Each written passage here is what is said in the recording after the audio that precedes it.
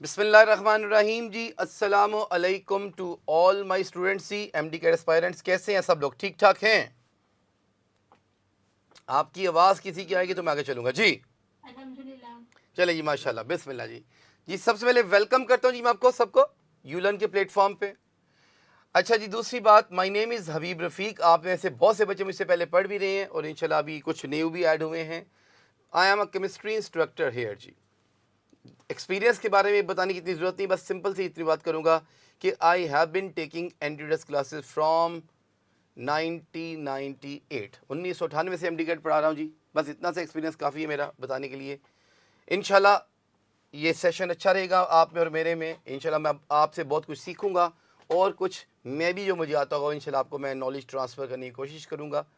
MD CAT में chemistry को लेकर के ना एक बहुत बड़ी परेशानी बच्चों को जो लाहक होती है कि सर न्यूमेरिकल्स नहीं हल होते, कैलकुलेशंस विदाउट कैलकुलेटर कैसे करेंगे। तो न्यूमेरिकल्स के इंशाल्लाह मैं आपको टिप्स दूंगा, ट्रिक्स बताऊंगा, इजी वेज बताऊंगा कि कौन से तरीके इस्तेमाल करके आप इंशाल्लाह आसानी से विद इन 20, 30, 40 सेकेंड्स में आंसर इंशाल्लाह निकाल लिया करेंगे। खास तौर पे जो चैप्टर 1 के न्यूमेरिकल्स हैं इन पर आज तो लेक्चर में कम न्यूमेरिकल्स हैं। न्यूमेरिकल्स इंशाल्लाह कल से शुरू होंगे, कल के लेक्चर में। तो फिर इंशाल्लाह बहुत से टिप्स एंड ट्रिक्स दूंगा। उम्मीद है कि आप उनसे इंशाल्लाह ताला इस्तेफादा भी हासिल करेंगे और इंशाल्लाह मज़ा भी आएगा। Don't worry. तो let us start the lecture जी। पहला टॉपिक हम फिजिकल केमिस्ट्री फर्स्ट ईयर से शुरू कर रहे हैं। हमने फर्स्ट ईयर की क्यों सिलेक्ट किया, उसकी वजह यह है कि आपने सेकेंड ईयर अभी ताज़ा ताज़ा पढ़ा है, काफ़ी कुछ आता होगा। हम फर्स्ट ईयर पहले करेंगे, इस पर मैक्सिमम टाइम लगाने की कोशिश करेंगे ताकि आपको जो एक साल का गैप है इसके पढ़ने के बाद बेटा वो क्लियर हो जाए और आपके कॉन्सेप्ट इस पर आप इसकी मैक्सिमम प्रैक्टिस भी कर सकें जी। तो चलिए जी, लेक्चर नंबर 1 है जी हमारा introduction to fundamental concepts of chemistry.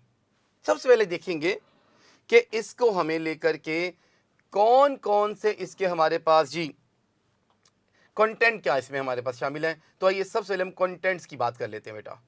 बेटा अगर मैं एमडी कैट का सिलेबस आपसे शेयर करूं तो इसमें हमने ये 9 कंटेंट डिस्कस करने हैं। Atomic mass, empirical molecular formula, फिर मोल कॉन्सेप्ट आएगा, मोल रेशियो आएगा, Avogadro's number, stoichiometry, limiting reactant and percentage yield. ये सारे तो आज नहीं वाइंड अप होंगे इंशाल्लाह। मैं चंद एक बातें इसमें से आज वाइंड अप करूंगा इंशाल्लाह। और वो जो 4 बातें हैं वो कौन सी हैं जी? Number 1 atomic mass, second empirical formula, third molecular formula and fourth is the combustion analysis. तो ये मैंने आज आपको इंशाल्लाह कोशिश करनी है ये 4 टॉपिक वाइंड अप करने की। अगर टाइम ने अलाउ किया, नहीं तो फिर 3 पे हम वाइंड अप करके तो चौथा फिर इंशाल्लाह कल साथ शामिल करूंगा। अच्छा जी, एक तो ये बात होगी। दूसरा, जब भी आपका चैप्टर खत्म होगा बेटा, कोई भी यूनिट खत्म होगा, उसके बाद आपका टेस्ट वेरी नेक्स्ट डे ही रखा जाएगा, जिसकी डिस्कशन इंशाल्लाह हम आपसे करेंगे। हमारा पैटर्न मैं आपको थोड़ा सा बताता चलो जी। लो जनाब, आसान सा कॉन्सेप्ट, एटॉमिक मास सबको आता है। तो आइए बिस्मिल्लाह करता हूँ इस कॉन्सेप्ट को लेकर के जी। बेटा एटॉमिक मास, जिसको हम रिलेटिव एटॉमिक मास भी बोलते हैं, ये बेसिकली है क्या? सिंपल डेफिनेशन है, याद होनी चाहिए ये इसकी। It is a mass of one atom of an element compared to mass of one atom of carbon 12. This is the basic definition of atomic mass. यानी हम किसी भी एलिमेंट के एक एटम की मास लेंगे, उसका कंपैरिजन करेंगे बेटा कार्बन 12 के एक एटम के साथ। वो जो कंपैरेटिव जो आएगा हमारे पास उसको बोलेंगे रिलेटिव एटॉमिक मास। अच्छा, मैं यहाँ पर ना एक कॉन्सेप्ट हमेशा बच्चों के लिए क्लियर करता हूँ कि बेटा जो आपके लिए लाजम क्लियर करना है कि what is the difference between atomic mass and atomic weight, या इसमें डिफरेंस है या नहीं है, क्या इसका मतलब है। आइए मैं इसको एक एमसीक्यू जो मैंने कई दफा बच्चों से शेयर किया आपके साथ भी शेयर करूंगा कि बेटा वो कॉन्सेप्ट आपका क्लियर हो जो कि आप 9th से पढ़ रहे हो लेकिन अभी तक कॉन्सेप्ट क्लियर नहीं होते। चलिए मैं क्वेश्चन जनरेट करता हूं आपके लिए, आप लोग मुझे जवाब दीजिएगा। क्वेश्चन को नोट भी करें ताकि एमसीक्यूज आपको मैक्सिमम बेटा प्रैक्टिस हो जाए। मैं अगर आपसे पूछूं which of the following is the atomic weight of hydrogen. ये सर शर्चर क्या आ रही है, इसको देखिए बंद करो। What is the atomic weight of hydrogen? Okay, options मैं आपके सामने लिखता हूं बेटा इसकी। Option A, that is let us consider 1.008, option B 1, option C 2 and option D both A and B. जी कोई बेटा या बेटी मुझे जवाब दीजिए आप में से, शाबाश, any one of you. Beta, हाँ जी, कोई और बेटा? बीटा के अलावा कोई और बचा है? जी मुझे कंकोडिया बहावलपुर से जवाब चाहिए सर। सर हसन साहब बताइए जरा, बच्चों को दे माइक, दे किसी को। अल्फा, ये बेटा अपना आप बेटा कहां से हैं? बहावलपुर से हैं, कंकोडिया बहावलपुर से।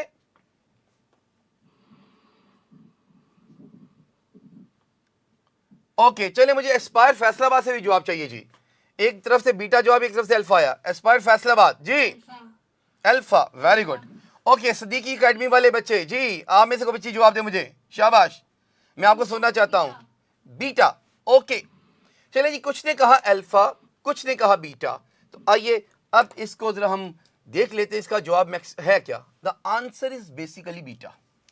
आप कहेंगे सर हमने तो अल्फा पढ़ा, भी बुक में लिखा 1.008, आप बीटा क्यों बोलते हैं? तो बेटा मैं आपका यहां पे एक कॉन्सेप्ट बड़ा ही ज्यादा इंपॉर्टेंट क्लियर करने वाला हूं। नंबर 1, क्या कॉन्सेप्ट है बेटा? The difference between the atomic mass and the atomic wait. बेटा इस एटॉमिक वेट और मास का पहला फर्क सुनिएगा। Atomic mass is always a relative term. ये बेटा हमेशा रिलेटिव होती है भाई। रिलेटिव का आम मतलब आम इंग्लिश में कंपैरेटिव। ये कंपैरेटिव है, किससे कंपेयर किया? We have compared the mass with carbon 12। ये बेटा कार्बन 12 से इसका कंपैरिजन किया जाता है, जबकि बेटा atomic weight is not relative. ये बेटा रिलेटिव नहीं होता, कंपैरेटिव नहीं है।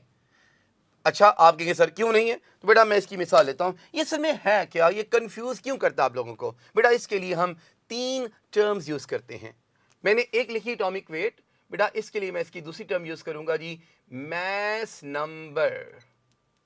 बेटा तीसरी टर्म यूज करूंगा जो कि ए लेवल से ओ लेवल्स में यूज की जाती है। बेटा वो टर्मिनोलॉजी भी आपको आनी चाहिए, पूछी जा सकती है। इसी को हम बोलते हैं न्यूक्लियन नंबर। 3 टर्म्स बोली बेटा मैंने, एटॉमिक वेट या मास नंबर या न्यूक्लियन नंबर। बेटा अब मेरी बात समझ आ रही है? Atomic mass is relative, it is not relative. अच्छा आप कहेंगे सर क्यों रिलेटिव नहीं है? तो मैं कहूंगा बेटे मैं आपसे पूछूं, एग्जांपल पूछूं कि बेटा आपकी क्लास में कितने स्टूडेंट्स हैं? सपोज 50 हैं, तो आप मुझे क्या जवाब देंगे सर? बोले बोले, किसी से रिलेट करेंगे कि सर 7 वाली क्लास में 100 बच्चे हैं, मैं रिलेट करती हूं उससे आधे बच्चे, ऐसा नहीं होगा। मैं आपसे पूछा इस क्लास के बच्चे कितने हैं, तो अगर उसमें 50 बच्चे तो बेटा आपको किससे कंपेयर करने का, आपने इसको काउंट किया, गिना और गिन के मुझे बता दिया सर इसमें 50 बच्चे हैं। It is not relative statement, it's simple statement जो बेटा रिलेटिव नहीं, डायरेक्ट स्टेटमेंट बेसिकली। तो बेटा एटॉमिक वेट है क्या यार? आपने बिल्कुल पढ़ा सर कि atomic weight is basically the sum of protons and neutrons in an atom. किसी भी एटम में प्रोटॉन्स और न्यूट्रॉन्स का जमा कर लें बेटा, उनका नंबर क्या काउंट कर लें, सम अप कर लें, that is said to be atomic weight, या इसका दूसरा नाम मास नंबर या न्यूक्लियन नंबर। पहली बात होगी बेटा it is not relative, but it's relative, it is not relative. अच्छा दूसरी बात बेटा, atomic mass it may be a whole number, ये होल नंबर भी हो सकती है बेटा, और it may be in fractions, बेटा फ्रैक्शन भी हो सकती है। लेकिन अगर मैं एटॉमिक वेट की बात करता हूं बेटा, it is a whole number always, it can not be in fraction. ये कभी भी फ्रैक्शनल में नहीं हो सकता यार, it can not be in fraction, ये फ्रैक्शनल नहीं हो सकता बेटा। ये बातें आपने याद रखनी है जी। तो अगर आप गौर करें, हाइड्रोजन की बात मैंने की बेटा, अगर देखें इसका एटॉमिक नंबर भी 1 है, इसका मास नंबर भी 1 है, तो बेटा चूंकि इसका मास नंबर 1 है, that is the answer is beta not alpha. तो बेटा गौर कीजिएगा, अगर क्वेश्चन आए which of the following is the atomic mass of hydrogen, yes the answer is alpha, फिर अल्फा होगा। लेकिन पूछे what is atomic weight of hydrogen, then answer will be the beta option. जी ये एक बात सबको हुई, तो मैं आगे मूव करूंगा जी। बोले बोले मुझे आपका साथ इंटरेक्शन चाहिए। और बोलो बच्चियों, okay, very good, very good, very good. लो जी, नेक्स्ट बात करते हैं बेटा, कार्बन 12 ही को स्टैंडर्ड क्यों लिया गया? खैर इसकी हिस्ट्री पे मुझे नहीं जाना, पहले हाइड्रोजन लिया गया फिर कुछ और लिया गया, लेकिन मुझे बस अपनी बुक के एमडी कैट के रेफरेंस से बात करनी है। हिस्ट्री हमें से पूछनी नहीं है, मैं बड़ा ही टू दी पॉइंट कैलकुलेटेड बेटा आपको पढ़ाऊंगा, ताकि एक्स्ट्रा इन्फॉर्मेशन जो बहुत बहुत पढ़ाई जाती है एमडी कैट में, I avoid all these information. No, वो कभी नहीं आनी है और ना वो आपको बेटा पढ़ानी है। बेटा 3 इसकी वजूहात मुख्तलिफ किताबों में लिखी जाती है। नंबर 1 कहता है ये एक स्टेबल एलिमेंट है। फिर इसका जो आइसोटॉप कार्बन 12 है वो प्योरेस्ट फॉर्म में मिल सकता है। और तीसरी बात, ये अबंडेंटली एग्जिस्ट करता है। ये 3 और भी वजूहात हैं, लेकिन मैंने आपको जैसे कहा कि हमने एक्स्ट्रा लेवल पे नहीं जाना, बस हम एफएससी एमडी लेवल की बात करेंगे। तो बेटा 3 वजूहात हैं जिनकी बिना पे हम कहते हैं कि we take carbon 12 as a reference और आ स्टैंडर्ड एटम। अच्छा जी, अब नेक्स्ट बात में मूव करूंगा। मैं ये क्या आपसे पूछता हूं बेटा, जब भी हम किसी फिजिकल क्वांटिटी को मेजर करते हैं तो बेटा उसके कोई ना कोई यूनिट्स होते हैं। जैसे एटॉमिक मास है, इसके भी कोई यूनिट होंगे ना यार जी। What is the unit of atomic mass? चलिए मैं आसान करता हूं, इजी सवाल पूछता हूं आपसे। आप में से कोई बेटा मुझे बताया या बेटी मुझे बताएगी कि what is the atomic mass of oxygen? जी जल्दी बोले, टाइम ना वेस्ट करें, टाइम आपका है। हाँ, atomic mass of oxygen 16. Okay 16, okay done. What is the atomic mass of nitrogen? जल्दी 14, okay. Hydrogen 1। Very good, very good, very good. मैं अगर कहूं कि आप सब ने बड़ा ही गलत जवाब दिया तो कैसा लगेगा आपको? अच्छा लगेगा कि बेटा बुरा लगेगा? बुरा लगेगा, है ना, बुरा लगेगा। तो मैं कह रहा हूं बेटा जवाब आपने गलत दिया है। कहें सर क्यों गलत दिया? ऑक्सीजन की 16 उन्होंने याद की है मैट्रिक्स से, नाइट्रोजन 14 याद की, हाइड्रोजन 1 याद की, आप कैसे कहें गलत है? बेटा मैं इसकी मिसाल यूं लेता हूं, चलिए सब एक ना आपको थोड़ा सा थक गए होंगे फिजिक्स पढ़ के, थोड़ा सा मैं मिसाल की समझाता हूं। एक बच्चा है यार, अल्लाह ना करे गर्मियों का मौसम है, क्लास में पढ़ता पढ़ता फेंट हो गया। मैंने उसको पानी छानी पिलाया, मैं कहा उठो बेटा, क्या हो गया तुझे? बताओ बेटा तुम कहाँ रहते हो? अब मुझे बता रहा सर 20। मैं कहा 20? फिर मैं उसको कहता हूँ बेटा 20 क्या मतलब? सर 20। कुछ नहीं बोल रहा। 20 मीटर पे, 20 किलोमीटर पे, 20 फीट पे कहाँ पे रहता है भाई वो बच्चा? बेटा जब तक आप उसके यूनिट्स नहीं बताएंगे मुझे नहीं पता लगेगा कि बच्चा 20 कहाँ रहता है। हाँ उसके साथ उसकी वो डायरेक्शन वगैरह की बात नहीं कर रहा, लेकिन फिलहाल जब तक वो यूनिट प्रेस्क्राइब नहीं करेगा तो बेटा आप कैसे लेंगे? जैसे मैं कहता हूँ मार्केट से आप बेटा राइस परचेज करने, तो आपका छोटा बहन या भाई, आप उसको कहते 1 kg बेटा ले आओ। अब वो जाके केजी भूल गया, अंकल से कहता अंकल आई नीड राइस। कहता कितने बेटा? अंकल 1। मामा ने 1 बोला है। क्या अंकल उसको चावल दे देंगे? एक चावल का दाना देंगे? नहीं। जब तक वो किलोग्राम नहीं बोलेगा या ग्राम नहीं बोलेगा या कुछ एक यूनिट नहीं बोलेगा तब तक uncle is unable to give him the rice. Same is the case here बेटा। जब आपने बात की एटॉमिक मास की, there must be some unit for the atomic mass, और वो आप जानते हैं जी, the unit for atomic mass is, बोलो बोलो जल्दी से बोलो, AMU, एटॉमिक मास यूनिट्स। ठीक है जी, ये इसके यूनिट हो गए। अच्छा अब ये क्या चीज़ है बेटा? ये बड़ी आसान बात है। बाज़ औक़ात बच्चे क्या करते हैं, कंफ्यूजन में डेफिनेशन आती है रिलेटिव एटॉमिक मास की, वो AMU को टिक कराते हैं। बाज़ औक़ात पूछता है AMU, वो बेटा रिलेटिव एटॉमिक मास को टिक कर देते हैं। इस कंफ्यूजन को बेटा आपने दूर करना है। कैसे? मैंने अभी आपको एटॉमिक मास की डेफिनेशन बोली, क्या? It is the mass of an atom of an element as compared to the mass of an atom of carbon 12। अच्छा ये एटॉमिक मास की डेफिनेशन है, ये AMU की डेफिनेशन नहीं है। अब AMU क्या होता है बेटा? अगर मेरे पास कार्बन 12 का एक एटम है, कार्बन 12 का एक एटम है बेटा, उसको अगर मैं 12 उसके इक्वल पार्ट्स कर दूं तो जो 1 पार्ट की मास होगी that is said to be AMU। यानी बेटा AMU is defined as basically the 1/12 of an atom of carbon 12। Please याद रखना, मैं बार बार बोल रहा हूं एन एटम, एक एटम कार्बन का, ऐसा नहीं यू के the 1/12 of carbon 12, no, the carbon the 1/12 of the mass of an atom or one atom of carbon 12, it is said to be the AMU। U. जी यहाँ तक कोई इशू है तो डिस्कस करें, अदर फिर मैं आगे कुछ मूव करूंगा। जी बोले जल्दी से। और इसकी वैल्यू बेटे आपको बिल्कुल आनी चाहिए AMU की, जो आपने पढ़ी हुई है अपने फर्स्ट ईयर में। And the AMU is 1 AMU is equal to 1.661 into 10 raised to power -27 kilogram. You must remember this value. और फिर बेटा इसको पिछले सालों में मुख्तलिफ टेस्टों में वो ग्राम्स और मिलीग्राम में पूछ चुका। बेटा याद रखना कन्वर्जन फैक्टर, जब भी आपको किलोग्राम से ग्राम में जाना है तो आप बेटा करेंगे multiply by 10 raised to power 3, यानी 1000 से मल्टीप्लाई करेंगे। और अगर आपको ग्राम से मिलीग्राम में जाना है तब भी यही करेंगे बेटा, आप 1000 से मल्टीप्लाई करेंगे। तो इस फैक्टर की मदद से आप बेटा इजीली किलोग्राम से ग्राम और ग्राम से मिलीग्राम में कन्वर्जन कर सकते हो। जैसे अगर बेटा मैं इसी वैल्यू को देखूं तो बेटा अगर ग्राम से लिखूं तो it become 1.661 into 10 raised to power -24 grams. और बेटा मिलीग्राम बनेगा 1.661 10 raised to power -21 मिलीग्राम। तो ये तीनों वैल्यूज बेटे आपको AMU की याद होनी चाहिए। लो जी यहां तक कॉन्सेप्ट में कोई प्रॉब्लम है तो डिस्कस करो, नहीं तो मैं फिर MCQs पे जाने लगा हूं। बोलो बोलो जल्दी से। नहीं कोई बेटा उसका यूनिट नहीं होता। She atomic weight has no unit at all. हाँ चलो जी फिर MCQ आने लगा आपकी तरफ, जवाब आप देंगे जी। एस्पायर फैसलाबाद वाला से जवाब चाहिए, वही बच्चे जवाब देंगे एस्पायर फैसलाबाद वाले। जी तसव्वुर मेरी आवाज आ रही बेटे आप लोगों को? जी तसव्वुर एम आई ऑडिबल? अच्छा ये क्वेश्चन देखते हैं। विच of the following term is used for the mass of hydrogen 1.0 AMU। जी आपने जवाब दिया रिलेटिव, कौन सी बेटा? एटॉमिक मास। अच्छा मेरी बेटा ये मुझे बताओ इसका आंसर सी क्यों नहीं हो सकता? अच्छा ये बताओ what is the molar mass of hydrogen, वो क्या होती है? मोलर मास कितनी है?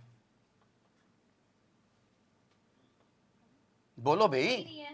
वो भी यही है 1.0, सेम है ना?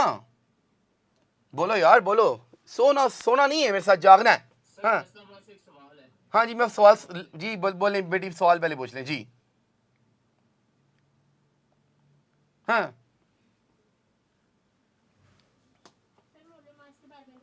अल्लाह वाह भी वाह। सवाल मैं कहता तो मैं जवाब मैं ही दूंगा। पहले आप लोगों को बता, मैं पहले सताऊंगा फिर जवाब बताऊंगा, ऐसा नहीं होता। अच्छा जी मोलर मास भी इसकी 1.08 जी। कनकोडिया वाले बच्चे जी बेटा इसका जवाब सी नहीं हो सकता क्या? नो सर नहीं हो सकता। बेटा वजह भी बताओ। शाबाश। ये फैसलाबाद वाली कहती है ये मुझे यही वजह बताएगी बेटी। हाँ एटम्स का एटॉमिक मास होता है ना, क्यों मोलर मास नहीं हो सकता? No sir. अच्छा मैं अगर कहूँ हाइड्रोजन का मोलर मास क्या फिर? मॉलिक्यूल्स का होता है, मोलर मास मॉलिक्यूल्स का होता है ना। Are you sure? Yes sir. नहीं ऐसा तो कुछ नहीं है, ऐसा आपको किसने कह दिया? मोलर मास एटम्स का भी होता है बेटे।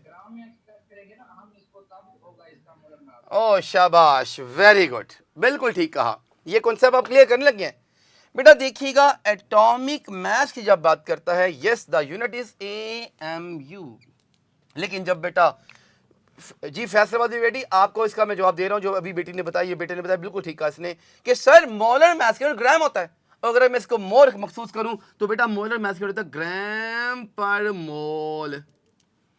अब मेरी बात सुनी गौर से, MCQ बड़ा ट्रिकी सा है। अगर मैं आपसे ये पूछता विच of the following term is used for the mass of hydrogen 1.0 AMU की जगह मैं यहां से AMU कैंसिल कर देता हूं। हाँ जी अब जवाब क्या बनेगा? शाबाश। अभी तक बात ठीक थी, आंसर इसका बीटा ही है, यस रिलेटिव एटॉमिक मास ही है। लेकिन अगर मैं AMU खत्म कर दूं, कुछ ना लिखूं, अब जवाब क्या बनेगा? शाबाश।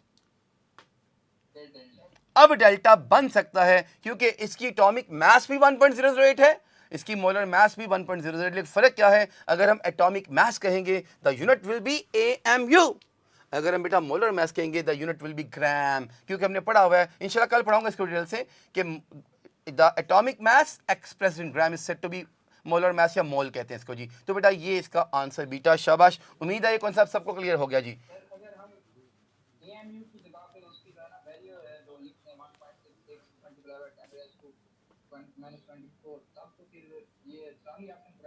नहीं बेटा वो कैसे हो सकता है? वो किस चीज़ की मैथ्स है मुझे बताए ना, ऐसा कुछ नहीं है, वो डिपेंड करता है वो किसी चीज़ की मैथ्स है भी कि नहीं।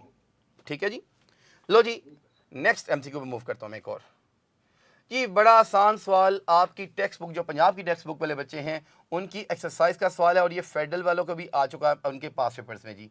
Many elements have fractional atomic mass because, Sindh वालों के भी ये क्वेश्चन है, सब बच्चे जो हमारे पास बैठे हैं भावलपुर से, सिंध से, या बेटा केबी के से, पेशावर से, सब बच्चों के लिए सेम सवाल है, ये हर एक के बोर्ड में आया हुआ है जी। जल्दी से को मुझे बच्चा जवाब बता दे फटाफट इसका। जी बेटे वेरी गुड, डेल्टा ऑप्शन जी। बेटा याद रखना ये शॉर्ट क्वेश्चन भी आपको आ चुका, ये एमसीक्यू भी है कि डिफरेंट एलिमेंट्स की फ्रैक्शनल एटॉमिक मासेस क्यों होती है बेटा, because the atomic masses are fractional, because they are the average masses of isotopes proportional to their relative abundance. बेटा इसका आंसर डेल्टा बीटा में गलती से हुआ है सिलेक्ट, आपने इसका आंसर डेल्टा ही लगाना, बीटा इसका आंसर नहीं है, ठीक है जी, आंसर विल बी डेल्टा। चलो आगे जी, लो जी एक सवाल लेते हैं, पिछले सालों में आया 2015 में।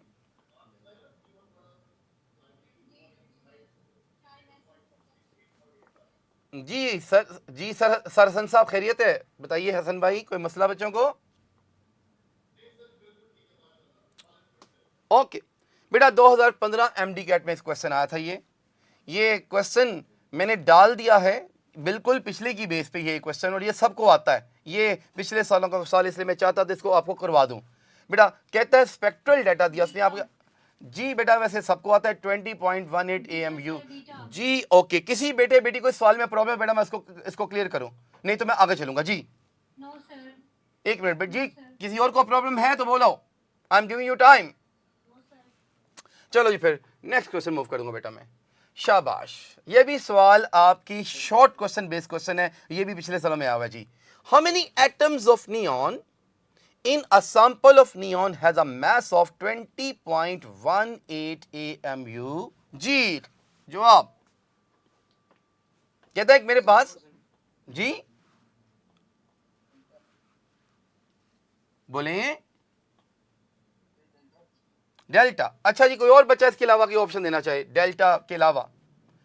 जी सदीकी वाले बच्चे जवाब दें, which option with their, ABCD बोलो तुम्हारा, विच, सॉरी बेटा दोबारा बोलो बेटी, बीटा। ओके अच्छा जी, फैसलाबाद वाले बच्चे आ जाएं मेरे सामने फटाफट, मेरे सामने उनके बड़ा व्यू आ रहा है, जल्दी बता दें।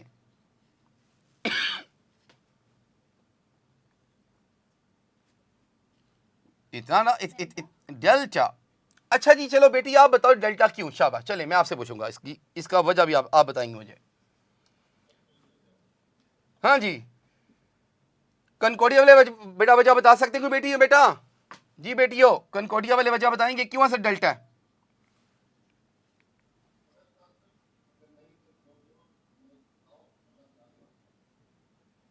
हाँ डेल्टा आंसर क्यों है? शाबाश बिल्कुल ठीक कहा बेटा, ये एवरेज मैथ्स है। अगर मैं इस क्वेश्चन के लिए पिछला सवाल दिखाऊं तो बेटा आप इसको मोर क्लैरिटी से बेटा देखेंगे। मैं पिछले सवाल पे चलता हूं आपके लिए, ये बेटा देखिएगा, और इससे भी पिछला सवाल अगर दिखाऊं तो हमने उसमें ये बात की थी कि क्यों फ्रैक्शन में होती है मैथ्स, बेटा उस क्वेश्चन में जाना चाह रहा था आपके लिए, जरा देखिएगा, जस्ट वेट कीजिएगा, स्लाइडर से मैं पिछले ये many elements of fraction because मैंने कहा था इसका आंसर डेल्टा है जी। क्यों? Because atomic masses are average masses of isotope proportional to the relative abundance. अब जब मैं नियॉन की बात करूंगा बेटा तो नियॉन की मैथ्स हमने की है 20.18 AMU।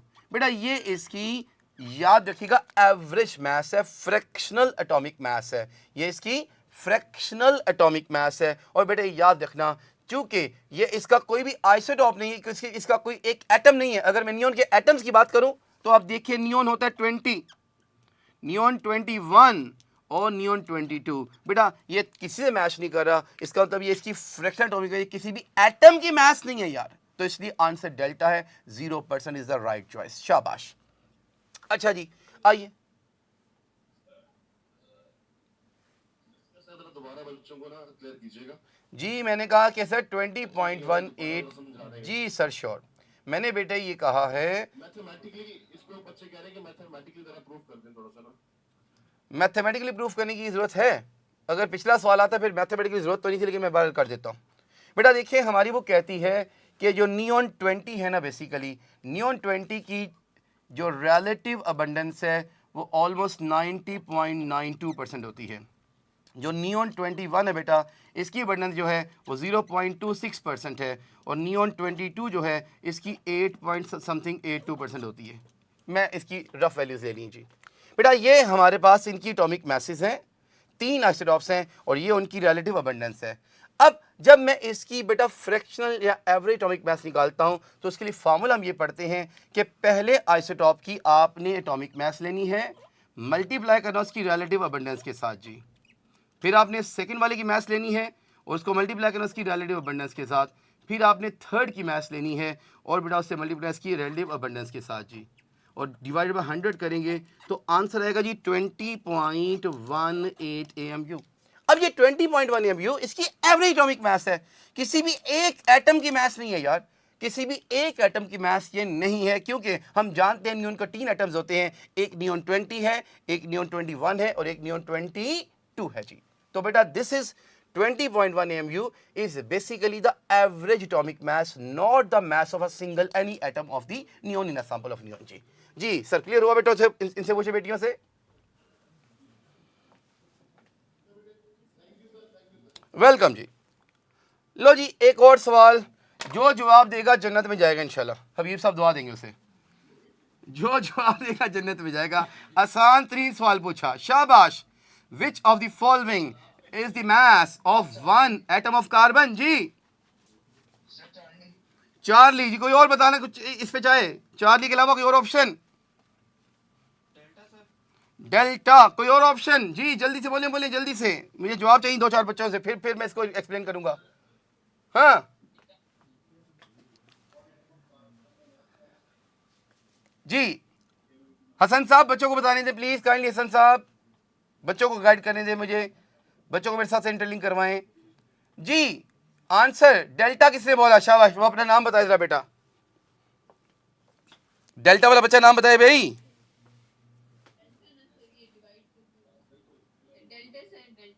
हाँ जी हसन साहब ने आपको गाइड किया इसलिए आप डेल्टा बता रही, मुझे पता लग गया। हसन साहब की बातें मुझे भी आ रही हैं।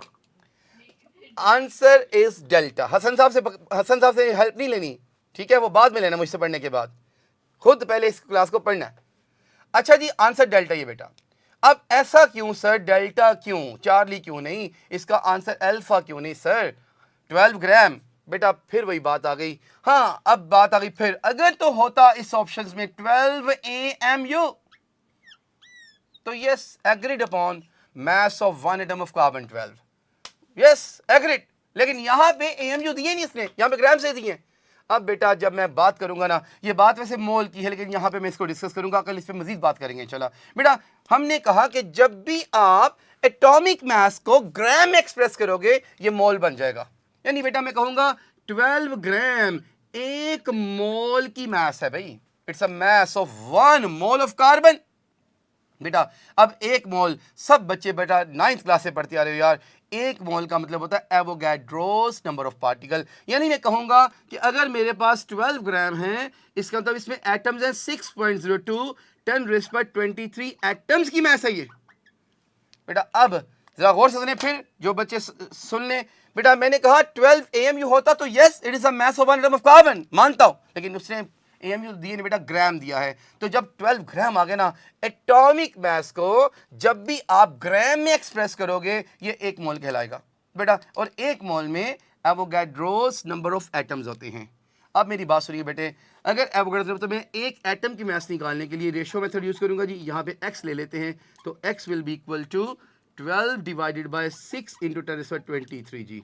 तो इसको जब बेटा कैंसिल करेंगे 2 इंटू 10⁻23 बेटा, दिस इज द आंसर। इसीलिए इसका आंसर डेल्टा बना जी। किसको ये बात क्लियर हुई है? जिस अगर किसी को बेटा अभी भी इशू है तो मुझसे डिस्कस कर सकता है।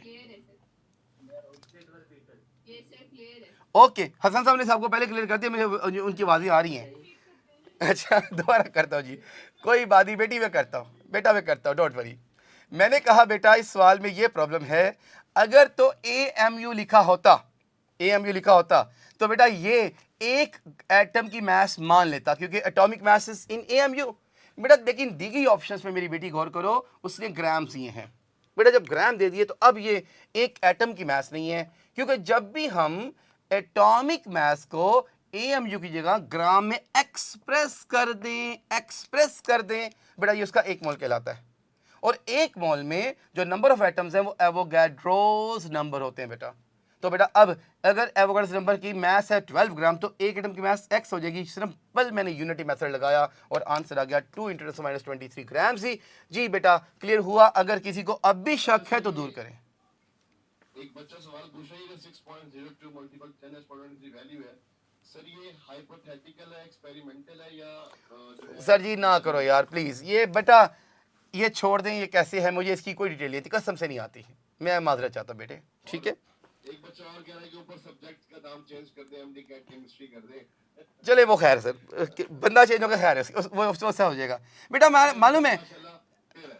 अच्छा बेटा आपका जो सवाल है ना वो हाइपोथेटिकल थ्योरेटिकल है बेटा। मैं एक पहले भी शुरू में कहा मैं वो चीज़ें कभी नहीं पढ़ाता जो MD कैट में नहीं आती। I am not an efficient teacher, मुझे एफिशिएंसी नहीं पढ़ानी है आपको। हाँ मैं पढ़ाऊंगा जो पेपर में आना तो इंशाल्लाह सारी बातें बताऊंगा, लेकिन कभी एक्सपेक्ट मत करना हबीब वो पढ़ाना शुरू कर जो कि आप पूछे और सर शो पागल हो। नहीं नहीं नहीं नहीं, मुझे जितने साल हो गए ना मुझे पता है कि पढ़ाना है, बस नहीं पढ़ाना है, ठीक है। वो चीज़ें फजूल है, मत उनके चक्कर में पढ़ोगे तो MD कैट में बर्बाद हो जाएगा। टू द पॉइंट चलो, इंशाल्लाह you will get 100% marks in chemistry. मैं दावा नहीं करता, यकीन दिलाता हूँ इंशाल्लाह ताला। लो जी एक और सवाल लेते हैं, आसान सा सवाल आ गया फिर जी। ये तो 2018 MD कैट में सवाल था, ये जवाब सबको आता है, अभी मैंने पढ़ाया। While finding the relative atomic mass which of the following standard is used. जी बता दें जल्दी से। जी वेरी गुड बेटा, carbon 12 is taken as a reference और a standard atom। शाबाश, वेल डन जी। ले जी बेटा ये हमारा पहला पड़ाव हो गया ऑलमोस्ट खत्म जी। मैं मूव करना चाहूंगा अब आगे थोड़ा सा मॉलिक्यूलर एम्पिरिकल फार्मूले पे, लेकिन उससे पहले मैं चाहता हूँ बोर्ड एक दफ़ा रेज हो जाए ताकि फिर हम बात करें। बस 1 मिनट का ब्रेक लूंगा फिर इंशाल्लाह मिलते हैं जी। श्योर जी पूछें, आप सवाल पूछ लें।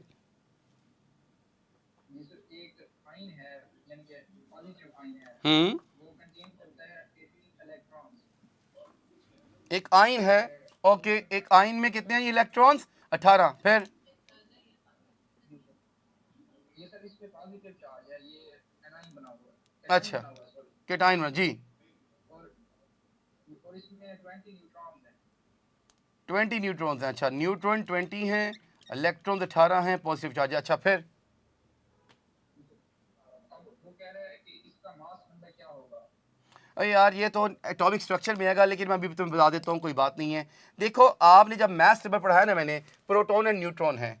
अब न्यूट्रॉन 20 है, इलेक्ट्रॉन 18 है, चार्ज पॉजिटिव है, इसका मतलब इसने एक इलेक्ट्रॉन लूज किया हुआ है, वो ऐड कर लो यार, ठीक है ना। तो इसका तो इस 19 इसका प्रोटॉन नंबर हो गया, तो 20 + 19 39 हो जाएगा बेटे। समझ आई मेरी बात आपको?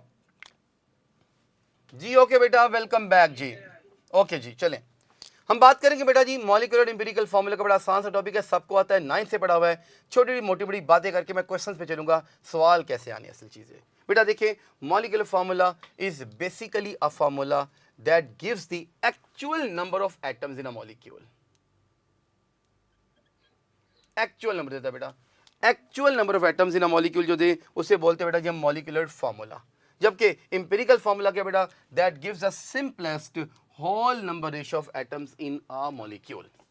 बेटा मैं एग्जांपल लेता हूँ, फॉर इंस्टेंस अगर मैं कहूँ कि बेटा मेरे पास ग्लूकोज है, तो आप जानते हैं बेटा मॉलिक्यूलर फार्मूला बनेगा C6H12O6। मैं कहूँ बेटा बेंजीन है, आप कहेंगे सर C6H6। बेटा वाटर H2O, जैसे मीथेन है CH4। ये मैंने चंद एग्जांपल्स ली बेटा। These are the molecular formula, why? Because they are representing the actual number of atoms in a molecule. Excuse me, sir? जी सर। अच्छा सर, ये जो आप पढ़ा रहे हैं ये PPT LMS के ऊपर अवेलेबल है, MCQs जो आपने करवाए हैं सारे? जी सर LMS में तो अवेलेबल होंगे सारी चीज़ें इंशाल्लाह। PPT अवेलेबल नहीं होगी सर, ये बच्चे बोल रहे हैं इसकी कि LMS PPT अवेलेबल नहीं है सर, MCQs होंगे इंशाल्लाह।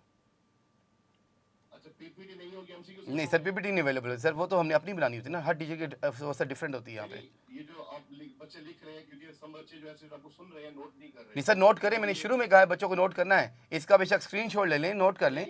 जो आप बोर्ड पे लिख रहे हैं ना वो बच्चे नोट कर रहे हैं। हाँ जी ठीक है। जो साइट पे इंफॉर्मेशन आ रही है वो नोट नहीं कर रहे। सर वो तो इतनी खास नहीं, वो तो सिंपल बुक से इन्फॉर्मेशन हैं, वो तो इतनी बात नहीं है। वैसे एमसीक्यूज अवेलेबल होंगे इंशाल्लाह एलएमएस पे, don't worry sir. Thank you sir, thank you. Topic रहने दो, चलन दो, म्यूट करें, मैं बताता हूँ फिर। फंडामेंटल्स ऑफ केमिस्ट्री सर, ठीक हो गया, फंडामेंटल कॉन्सेप्ट्स ऑफ केमिस्ट्री, करें अनम्यूट।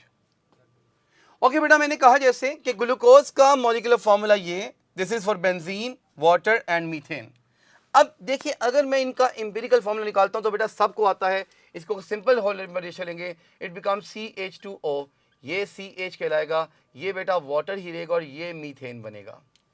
अब बेटा जी आप एक बात पे गौर करें, अगर मैं चारों एग्जांपल्स को कीनली आप ऑब्जर्व करो तो एक बात आपने सीख ली कि ये जो दो पहले कंपाउंड्स हैं इनका एम्पिरिकल और मॉलिक्यूलर फार्मूला डिफरेंट है बेटा, जबकि यहाँ पे अगर देखें तो इनका एम्पिरिकल और मॉलिक्यूलर फार्मूला सेम है। तो मैं एक स्टेटमेंट कंक्लूड करने लगा हूँ, बिल्कुल आपको आती भी है कि बेटा for a compound its empirical and molecular formula may और मे नॉट बी सेम। बेटा सेम हो भी सकता है और सेम नहीं भी हो सकता। आइए चंद बातें बेटा मजीद करूंगा इसको लेकर के मॉलिक्यूलर एम्पिरिकल फार्मूला के लिए। बेटा नंबर 1, मॉलिक्यूलर फार्मूला हम बेटा कभी भी डायरेक्टली डिटरमिन नहीं कर सकते। याद रखिएगा, जब भी किसी कंपाउंड को सिंथेसाइज किया जाता है हमेशा उसकी पहले एम्पिरिकल फार्मूला को फाइंड करते हैं। मैं तुम्हें रेफरेंस दूंगा, आपने चैप्टर नंबर 9 बेटा ऑर्गेनिक केमिस्ट्री में एरोमेटिक हाइड्रोकार्बन में पढ़ा, जब स्ट्रक्चर ऑफ बेंजीन की डिस्कशन करते हो तो वहाँ तुम कहते हो कि सबसे पहले हमने इसका एम्पिरिकल फार्मूला फाइंड किया बाय द एलिमेंटल एनालिसिस, फिर आपने इसकी बेटा मॉलिक्यूलर मास फाइंड की by the vapour density method 78.108, फिर उसके बाद मॉलिक्यूलर फार्मूला आया। इसका मतलब ये हुआ कि मॉलिक्यूलर फार्मूला हम डायरेक्टली डिटरमिन नहीं करते बेटा, हम सबसे पहले क्या डिटरमिन करते हैं, एम्पिरिकल फार्मूला। तो molecular formula is determined with the help of empirical formula. तो बेटा याद रखिएगा, इसके लिए हम डायरेक्टली डिटरमिन कर सकते हैं और वो मेथड में जैसे का एलिमेंटल एनालिसिस, जैसे बेटा कंबस्टन एनालिसिस, बिल्कुल हम पढ़ेंगे कि बेटा it is used to determine the empirical formula for those compounds that contain carbon, hydrogen and oxygen. फिर तीसरी बात बेटा, ये सिर्फ और सिर्फ मॉलिक्यूलर कंपाउंड्स के लिए होता है बेटा। जी जी सर हमारे कॉलेज में ना अजान की ऐसे ना आवाज बनती तो बच्चे कह रहे थे ये स्लाइड दोबारा एक्सप्लेन कर दें फार्मूला के साथ। सर इसकी रिकॉर्डिंग दे देंगे बच्चों को, डोंट वरी, रिकॉर्डिंग मिल जाएगी, ठीक है, रिकॉर्डिंग मिल जाएगी, पीछे नहीं जा सकते सर। अच्छा जी, फिर इसके बाद देखें बेटा, जबकि empirical formula is use for all the compounds, बेटा याद रखना एम्पिरिकल फार्मूला तमाम कंपाउंड्स के लिए होगा, चाहे वो आयनिक हैं चाहे वो कोवेलेंट हैं, लेकिन बेटा the molecular formula can not B use for the ionic compounds, it is always be use for the molecular compounds. बेटा उसकी वजह बता देता हूं, क्योंकि आयनिक कंपाउंड्स जो होते हैं they don't exist as a single molecule at the normal or the standard conditions। बेटा ये कभी भी सिंगल मॉलिक्यूल के तौर पे एग्जिस्ट नहीं करते, they always exist as lattices। बेटा लैटिस बना कर रहते हैं, बड़े बड़े स्ट्रक्चर होते हैं, इसलिए बेटा इनका हम कहते हैं जी कि मॉलिक्यूलर फार्मूला नहीं होता बल्कि इनका फार्मूला यूनिट होता है जी। खैर आइए जी नेक्स्ट बात करूंगा जी मैं कुछ MCQs लेके, तो इसको देखते हैं जी कि पेपर में MCQ कैसे आने हैं। बेटा अभी मैंने कॉन्सेप्ट दिया, उसी को बेस करके क्वेश्चन भी आ गया कि which of the following compounds have only empirical formula but not molecular formula. जी जवाब बताएं जल्दी से मुझे, शाबाश। फिर सोच लें, बीटा। बेटा अभी मैंने पढ़ाया जी बीटा, बेटा NaCl के बारे में, NaCl is basically ionic compound, बेटा एक आयोनिक कंपाउंड है, और मैंने कहा आयोनिक कंपाउंड का मॉलिक्यूलर फार्मूला नहीं होता। क्यों नहीं होता यार? Because they don't exist as a single molecule, ये कभी भी सिंगल मॉलिक्यूल के तौर पे एग्जिस्ट नहीं करते बेटा। जबकि water, glucose, yes they exist as a single molecule because they are the molecular solids. ये मॉलिक्यूलर इनके स्ट्रक्चर्स हैं। अच्छा जी और देखते हैं बेटा एम्पिरिकल फार्मूला को डिटरमिन करने के लिए डिफरेंट 4 स्टेप्स हैं जी। पेपर में क्वेश्चन आ चुका, आ सकता है कि आपको 4 स्टेप देगा, उनका सीक्वेंस पूछ सकता है कि बेटा कौन सा स्टेप है जो एम्पिरिकल फार्मूला फाइंड करने के लिए इस्तेमाल करेंगे या कौन सा नहीं करेंगे, या बेटा इनका सीक्वेंस क्या है। तो ये बेटा पहला स्टेप होता है हमारे पास जी द परसेंटेज कंपोजिशन। बेटा किसी भी एलिमेंट की परसेंटेज फाइंड करने के लिए हमारे पास जो फॉर्मूला बनता है वो है mass of element in a compound over mass of compound multiply by 100 जी। सिंपल सा फॉर्मूला नोट कर लें, याद कर लें। इसको लेकर के पिछले सालों में बेटा एमडी कैट में सवाल आया हुआ है। मैं इंशाल्लाह आपको एक दो सवाल शेयर भी करूंगा कौन से आए हैं। जरा आइए बेटा देखते हैं, कुछ क्वेश्चन करते हैं इसको लेकर के बेस करके। बेटा आपकी बुक की एक्सरसाइज का question, percentage of oxygen by mass in water is. अब देखिए, अगर आप इस फार्मूला पे गौर करो जो मैंने पढ़ाया, क्या फार्मूला था जी कि बेटा परसेंटेज ऑफ एलिमेंट जो होता है that is equal to mass of element in a compound over the mass of compound जी मल्टीप्लाई बाय 100। अब बेटा उसने हमसे पूछा क्या है, he is asking about the percent of oxygen by mass. बेटा ऑक्सीजन की बात करेगा। बेटा देखिएगा, अगर आप वाटर की बात करें तो वाटर में हाइड्रोजन की मास 2 प्लस 16, आंसर विल बी 18 है जी। तो बेटा ये आएगा 16 डिवाइडेड बाय 18 इंटू 100 जी। इसको जब सॉल्व करेंगे बेटा आंसर आपको बनेगा चार्ली। 88.8% आपकी एक्सरसाइज का क्वेश्चन है, इसलिए डाल दिया गया, कोई ऐसा मसला नहीं, ईजी सवाल था जी। अच्छा जी, अब सिंपल फॉर्मूला यही वाला यूज होना है, तो जवाब आप बताएंगे कि percentage of nitrogen in urea is जी। इन चार ऑप्शन में से कौन से बेटा ऑप्शन आपको इसमें से सही लगती जी? बीटा सर जी, आंसर विल बी बीटा। शाबाश बेटा, जी बिल्कुल बेटा। चूंकि देखे ना यूरिया में नाइट्रोजन 2 हैं तो दोनों की मास होगी 28, 14 इंटू 2 28 बेटा 28, और यूरिया की मोलर मास 60 होती है। 28 over 60 into 100, yes the answer will be the beta option जी। अच्छा जी, एक क्वेश्चन ये बेटा पिछले सालों में एमडी कैट में आ चुका क्वेश्चन है जी, an organic compound has 4% oxygen. इस तरह का क्वेश्चन आता, ये नहीं था, इस तरह का क्वेश्चन आ चुका। बहरहाल an organic compound has 4% oxygen. कहता if only 1 atom of oxygen is present per molecule what will be the molar mass of the compound. इसको अपनी कॉपीज पे सॉल्व करें, ज़बानी जवाब नहीं देना, जल्दी सॉल्व करें 1 मिनट में, फिर इंशाल्लाह इसको मैं डिस्कस भी करूंगा। जल्दी जल्दी सॉल्व करो मेरे बेटा, कॉपीज पकड़ो, सॉल्व करके बताओ इसका जवाब जल्दी से। फॉर्मूला ये लगना है, दिस वन, ये फॉर्मूला अप्लाई करेंगे, दिस फॉर्मूला जल्दी करें। उसने क्या किया, परसेंटेज आपको दे दी है, मास ऑफ एलिमेंट आपको बता दिया कितने एटम्स हैं जी, और बेटा मास ऑफ कंपाउंड आपको फाइंड करना है। सिंपल मल्टीप्लीकेशन डिवीजन का सवाल है, जल्दी जल्दी करके जवाब बता दें मुझे फटाफट से जी। वेरी गुड जी, आंसर विल बी द 400। कैसे बेटा जरा गौर कीजिएगा, उसने कहा 4%, बेटा परसेंट क्या 4 आ गया इक्वल टू, अब मास ऑफ एलिमेंट उसने कहा बेटा एक एटम है किसका, ऑक्सीजन का। बेटा एक एटम ऑक्सीजन की मास हम जानते हैं कितनी होती है, बोले बोले 16, ऑक्सीजन की मास 16 है, डिवाइडेड बाय बेटा हमने ये फाइंड करना है इनटू 100। तो बेटा x मेरे पास आएगा 16 इंटू 100 डिवाइड बाय 4, बेटा 4 4 द 16, तो आंसर विल बी 400 जी। बिल्कुल ठीक कहा बेटा, आंसर विल बी अल्फा जी। ये सबको क्लियर है बेटा, तो फिर आगे आगे चलो, थोड़ा सा मूव करूंगा। ये मोलर मैथ है या मॉलिक्यूलर मैथ है? बेटा एक ही बात है, एक ही बात है, इसको हम एक ही बात कंसीडर कर लेते हैं, ठीक है, कंसीडर कर ले, कोई बात नहीं। ले जी आगे चलते हैं नेक्स्ट। बेटा नेक्स्ट हमारे पास पहला स्टेप हो गया परसेंटेज कंपोजिशन। बेटा सेकंड स्टेप है हम फाइंड करेंगे नंबर ऑफ ग्राम एटम, जिनको मोल्स भी बोलते हैं। बेटा फॉर्मूला आप जानते हैं कि मोल क्या है, that is mass divided by atomic mass of an element G. बेटा उसके बाद फिर हम एटॉमिक रेशो फाइंड करेंगे। ये कैसे फाइंड की जाती है, जितने भी एलिमेंट्स होंगे उनके नंबर ऑफ ग्राम एटम्स को लेकर के least value of gram atoms पर डिवाइड कर देंगे, ठीक है जी, least value of gram atom पर डिवाइड करेंगे। बेटा इससे आएगी एटॉमिक रेशियो। अच्छा वैसे आमतौर पर इस स्टेप तक, 3 स्टेप तक एम्पिरिकल फार्मूला फाइंड हो जाता है, लेकिन कुछ केसेस में ऐसा भी होता है, जैसे कि आपकी बुक में एग्जांपल है स्कॉर्बिक एसिड की, वहाँ चौथा स्टेप यूज होता है। वो कहता है कि अगर एटॉमिक रेशो फ्रैक्शन में, डेसिमल में आ जाए, तो फिर आप उसको होल नंबर बनाने के लिए किसी इंटीजर से मल्टीप्लाई करेंगे। बेटा चारों स्टेप्स याद होने चाहिए, फिर सुन लीजिएगा। Number 1 percentage composition, second number of gram atoms यानी moles, number 3 atomic ratio, and 4th is the whole number atomic ratio. ये बेटा जी हमारे पास 4 स्टेप्स हैं, इनके नाम याद होने चाहिए, इनका सीक्वेंस याद करना है। बेटा आइए इसके बाद आइए मैं, अगर आपके पास एम्पिरिकल फार्मूला हो तो उससे मॉलिक्यूलर फार्मूला कैसे डिटरमिन करेंगे? बेटा मॉलिक्यूलर फार्मूला निकालने के लिए सिंपल एक्सप्रेशन है n multiply by empirical formula. अभी इंशाल्लाह प्रैक्टिस करवाऊंगा, एमसीक्यू परेशान ना हो, सिर्फ अभी आइडिया दे रहा हूँ, नॉलेज दे रहा हूँ, अभी इंशाल्लाह इस पर प्रैक्टिस करते हैं। बेटा n क्या है? n is the molar mass over empirical formula mass. जो भी एम्पिरिकल फार्मूला है उसकी मास निकालेंगे, वो कहलाएगी एम्पिरिकल फार्मूला मास। तो बेटा ये हमारे पास एक्सप्रेशन है to determine the molecular formula. जी इंफॉर्मेशन सारी मैंने आपको डिलीवर कर दी।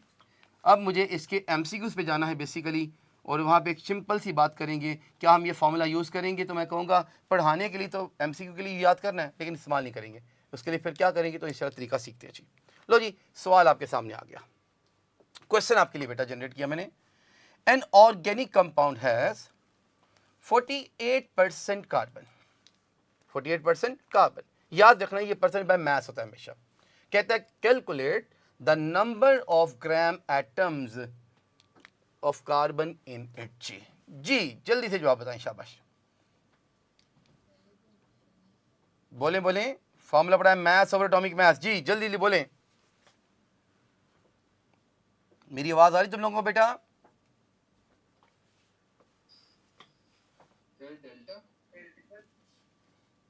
जी बेटा आंसर विल बी डेल्टा। हमने कहा कि नंबर ऑफ ग्राम एटम्स का मतलब है it is the mass, percentage by mass भी कह सकते हो, ओवर द एटॉमिक मास। बेटा उसने परसेंटेज हमारे पास 48 और कार्बन की एटॉमिक मास 12 होती है, तो इसलिए आंसर विल बी डेल्टा। तो बेटा ये हमारे पास नंबर ऑफ ग्राम एटम्स आ गए जी। आइए जी मैं एक और एमसीक्यू लूंगा आपके लिए। जी ये 2012 एमडी गेट में क्वेश्चन आया था जी। आइए इसको पढ़ते हैं। An organic compound has empirical formula C3H3O। Its molar mass is 110.5 gram per मोल।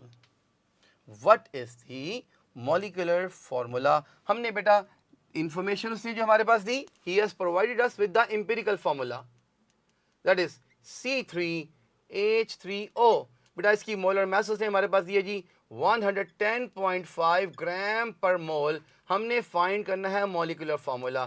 जी जवाब जल्दी से कैलकुलेट करें और मुझे बताएं फटाफट से। मैंने अभी आपको सिखाया कि मॉलिक्यूलर फार्मूला फाइंड करने के लिए तरीकाकार क्या है जी? n multiply by empirical formula. जी कैलकुलेट करें अपनी कॉपीज पर, फिर मुझे इसका जवाब बताइए जल्दी से।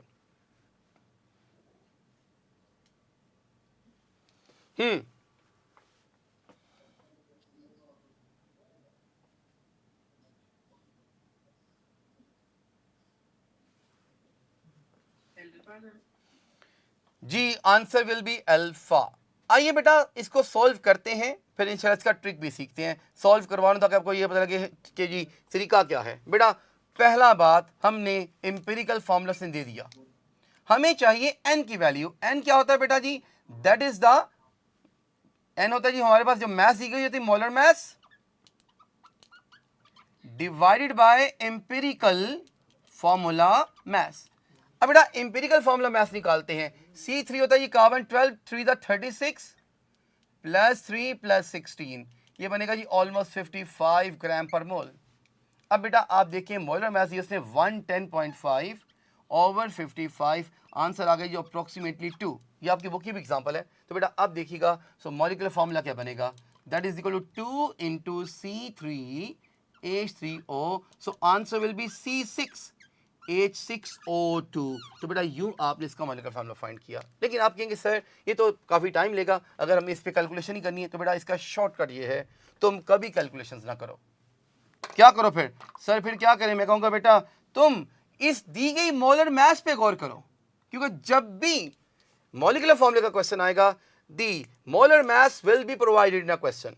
तो बेटा इस मोलर मास को देख लो क्या है, इन चारों दी गई ऑप्शंस की मोलर मास कैलकुलेट करो, जो कि एक रिलेटिवली आसान मेथड है भाई।